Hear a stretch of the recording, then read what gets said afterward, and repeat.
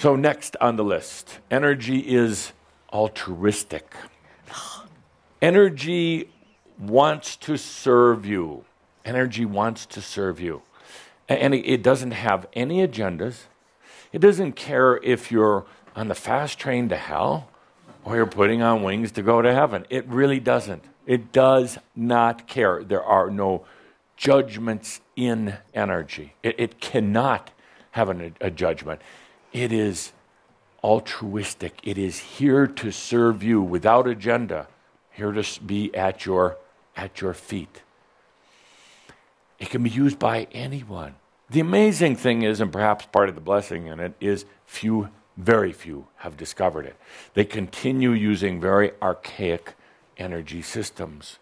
Even those who are trying to take over the world for God knows why, those who are trying to control the world, they're doing it out of power play and manipulation.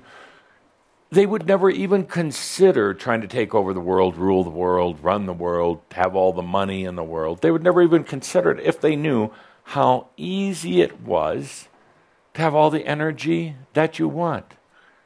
It's abundant, it's literal, and it's here in service.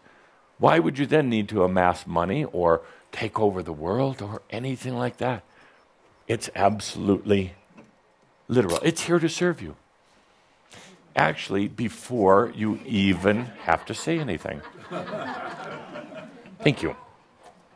Thank you. So these are the basics of energy. Please remember these, because one day you will be in front of your students telling them the very same thing. Not necessarily going to be playing DVDs of a Crimson Circle class. It will probably be in your own words, in your own way. There are so many misunderstandings about energy. And most people feel energy is doled out, or life, whatever you want to call it, is doled out from someplace else, something else. Thank you. Those who don't believe in an afterlife believe that energy basically comes from how smart or manipulative they are. Those who believe in some type of afterlife generally believe that energy is doled out from either a group of angels or God or Jesus Christ based on how good or bad you are. Totally unreal. Energy doesn't care. It has no agenda. It doesn't care if you're going to try to blow up the universe. You see, because energy is simply responding to passion. The core level energies that I just drew on the board, the core level energies really understand that your consciousness can never be taken. And that level of your energy can never be taken. So there's really no worry about any of that. So the universe could disintegrate tomorrow. Energy and consciousness, true energy, doesn't really care. Who cares? What cares? The mind. The mind. Let's call it human consciousness.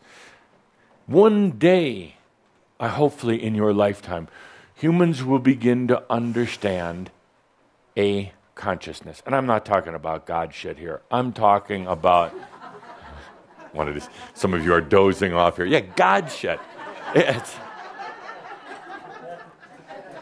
It is. Humans have manufactured this tall wooden statue and call it God. And they say, if you don't believe this God is going to do terrible things for you, you're going to spend an eternity in hell. Well, you're already in hell, so now it's just anything else is good from this point on. It's a tall wood statue because you can burn it.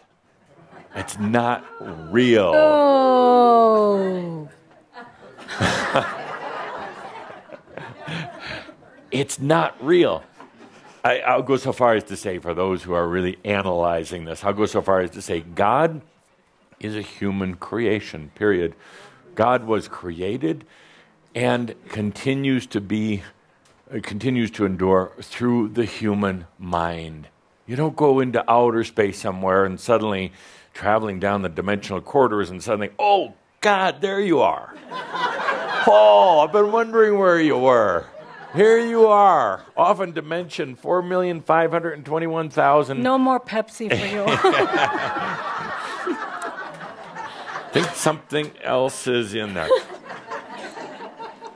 It's going to be interesting in your lifetime to see the changes in the understanding and the connection to God. There was a time, Atlantean times, there was no understanding of God, but no real understanding of an expanded consciousness either.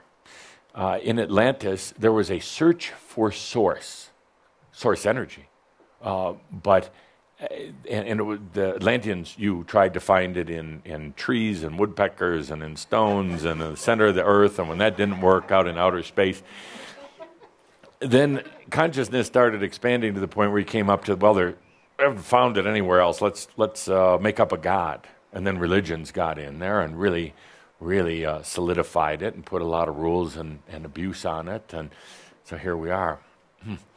But it's going to change. You know, what holds it in place is tremendous guilt. And how do you handle guilt? If somebody says processing and counseling, I'm going to have to come over and spit on you. You walk past it. But I'm digressing. I'm getting into one of our other shouds. So energy is these things. It's abundant. It's very literal. It responds to your passion, to your core. The day when you feel really excited about something and you're not thinking about things. You just get out of bed and I'm excited to be alive. I exist on this planet. For all of its good and bad, doesn't matter. I exist. That's when the energy comes swirling in. Whoa, they're finally opening up their eyes. And the energy is here in absolute service at your pleasure. Always serving. Good. So these are the basics. Please remember them. Next page, please.